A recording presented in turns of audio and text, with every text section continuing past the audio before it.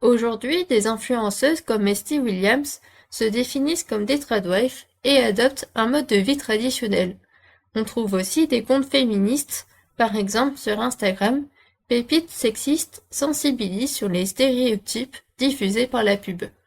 Dans cette vidéo, je me baserai sur le livre Les féminismes à l'ère d'Internet, lutter entre anciens et nouveaux espaces médiatiques d'Hélène Breda. L'auteur, qui est une maîtresse de conférences en sciences de l'information et de la communication, montre comment Internet, grâce à des outils comme les blogs ou les hashtags, offre aux féministes un espace d'expression alternatif aux médias traditionnels. Mais avant de commencer, je vous propose de revenir sur la signification du mot féminisme. Selon Le Figaro, le terme féminisme trouve son origine dans le latin femina, qui signifie la femme. Il apparaît au XIXe siècle pour désigner principalement dans le domaine médical des caractéristiques considérées comme féminines. Par exemple, le médecin Ferdinand Valère Fano de la Cour publie en 1871 une thèse intitulée Du féminisme et de l'enfantilisme chez les tuberculeux. En 1872, l'écrivain Alexandre Dumas fils aurait utilisé le terme féministe dans son pamphlet, autrement dit un court écrit satirique, intitulé L'homme-femme, pour qualifier les hommes défendant les droits des femmes. Ensuite, en 1882, Hubertine Leclerc utilise le mot féminisme pour désigner la lutte pour les droits des femmes. Le terme devient plus connu après son inclusion dans la revue encyclopédique Larousse en 1893 et grâce à la création de la revue féministe par Clotilde Dissart en 1895. Puis, en 1935, l'Académie française l'ajoute à son dictionnaire, le définissant comme une doctrine qui a pour objet l'extension des droits civils et politiques à la femme. J'espère avoir éveillé votre curiosité, on se retrouve juste après le générique.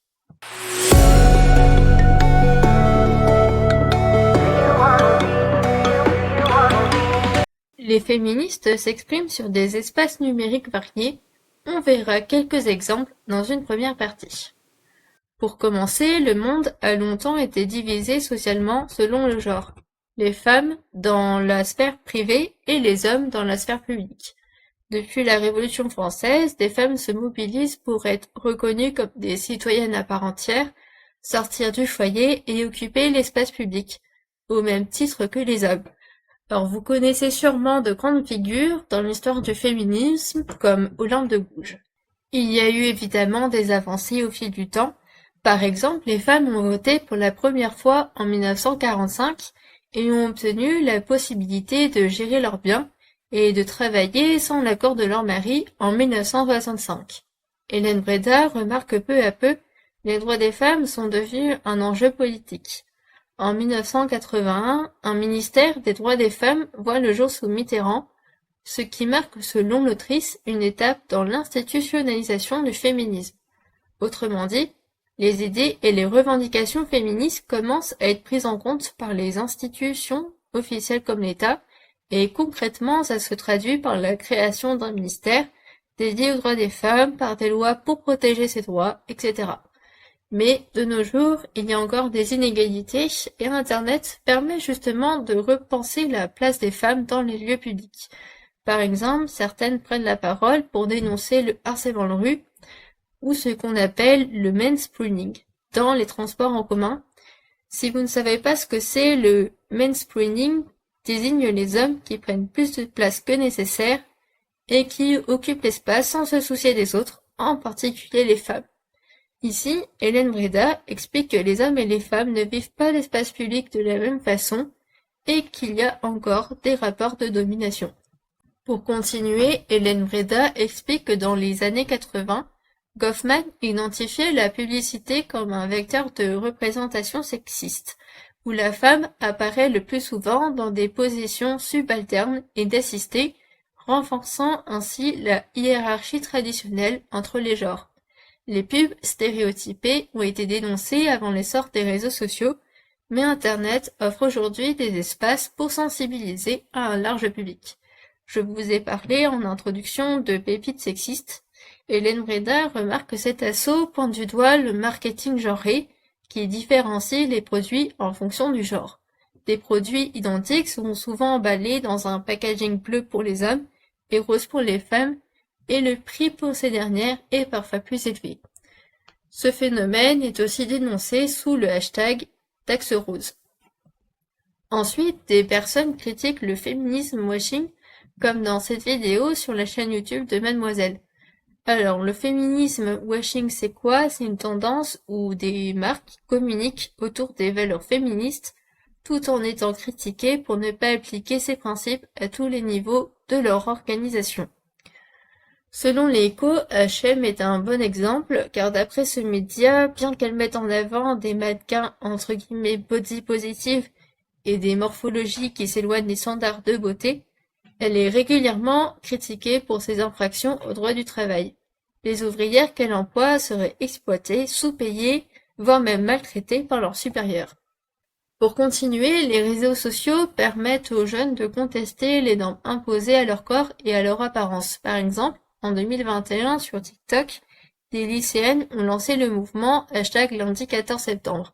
Elles invitaient à porter des tenues jugées entre guillemets provocantes par les établissements scolaires pour dénoncer ce qu'on appelle le slut shaming, c'est-à-dire le fait de stigmatiser une femme à cause de ses vêtements et revendiquer leur liberté vestimentaire.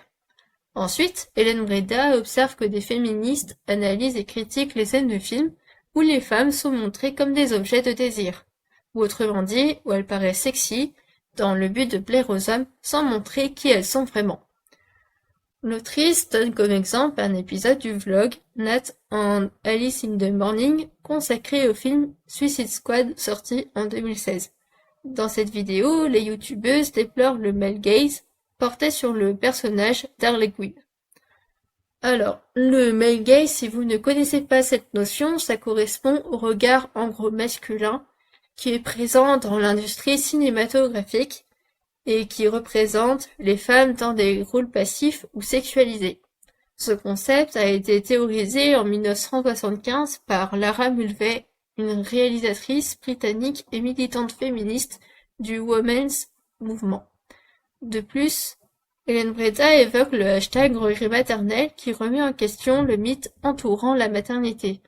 Le hashtag montre que la maternité n'est ni le destin naturel des femmes, ni la condition indispensable de leur épanouissement. Après, Hélène Breda explique que pendant longtemps, les hommes ont considéré que les femmes n'étaient pas faites pour créer des œuvres d'art, car leur rôle naturel entre guillemets serait d'avoir des enfants. Dans le passé, il y a eu des femmes artistes, mais à cause de cette vision, elles n'ont pas pu être reconnues comme telles. Selon Hélène Breda, des militantes ont cherché à partir des années 70 à redonner de la visibilité aux artistes femmes oubliées. Aujourd'hui, une culture alternative, parfois appelée matrimoine entre guillemets, est partagée sur Internet. Hélène Breda donne l'exemple du compte Instagram Femmes dans l'art qui publie des portraits accompagnés de biographies. Pour terminer, selon Hélène Breda, des études montrent que les femmes passent en moyenne 1h30 de plus par jour que les hommes à faire des tâches ménagères. Sur Instagram, des comptes comme Ta pensée A parlent de la charge mentale à travers des témoignages. Après avoir vu comment Internet peut être un outil d'expression féministe, on verra dans une seconde partie que les discriminations peuvent être analysées de façon croisée.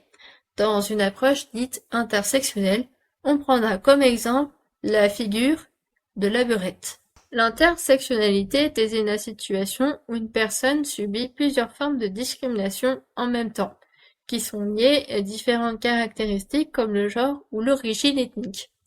Hélène Breda explique qu'il faut comprendre ces discriminations comme faisant partie d'un système politique et social et non comme des faits isolés.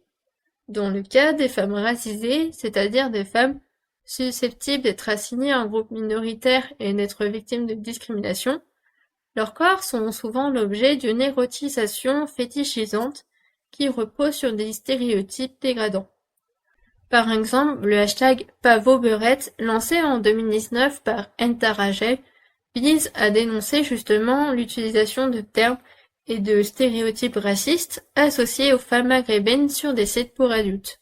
Dans une interview sur France Culture, Salima Tenfish, maîtresse de conférences en études cinématographiques, et Christelle Tarot, historienne, évoquent la figure de la beurette.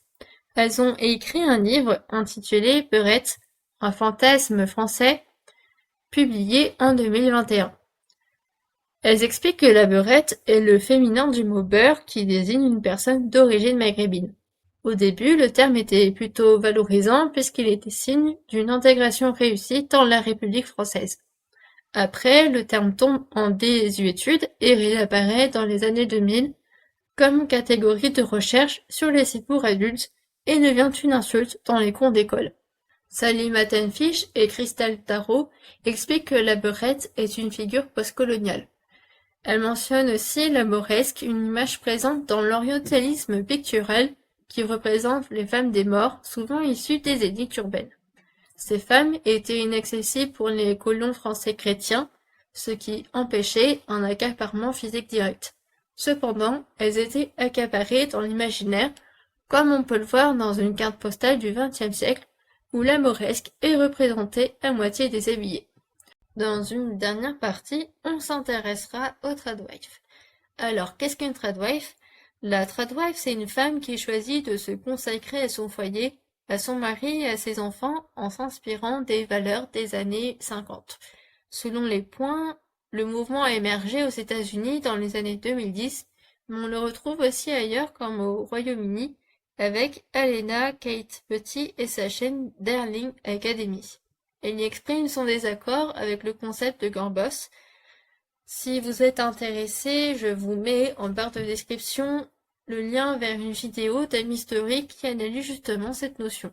Puis, certaines influenceuses revendiquent ouvertement leur appartenance au mouvement en utilisant par exemple le hashtag Tradwife sous leurs vidéos. D'autres, comme Nara Smith, sont désignées comme telles par les médias sans pour autant adopter cette étiquette. Sur les réseaux sociaux, des tradwives disent être chrétiennes et d'autres font des vidéos romancées où on les voit cuisiner, entretenir leur maison ou s'occuper de leurs enfants. Une youtubeuse, Anna Alonso, souligne que ces contenus relèvent de la mise en scène et ne reflètent pas nécessairement la réalité du quotidien d'une mère au foyer. Ensuite, on peut remarquer que dans le mouvement tradwife, il y a une contradiction. En effet, des influenceuses comme Esty Williams encouragent les femmes à ne pas travailler alors qu'elles ont elles-mêmes un contenu monétisé.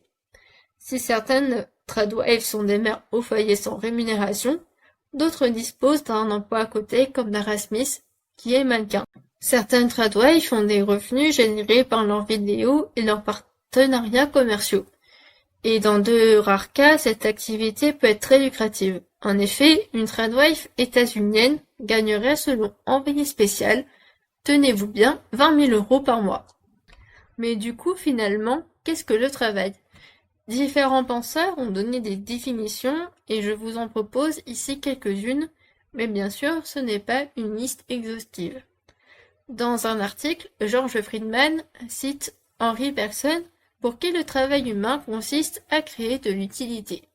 Puis, il cite Marx, pour qui le travail, c'est l'acte de transformer en gros la nature pour répondre aux besoins humains. Toujours d'après Marx, le travail développerait aussi les facultés de l'individu. De plus, George Friedman remarque que pour Max Scheler, le travail devient une fin en soi pour certains, et pour d'autres, c'est juste un moyen de gagner sa vie.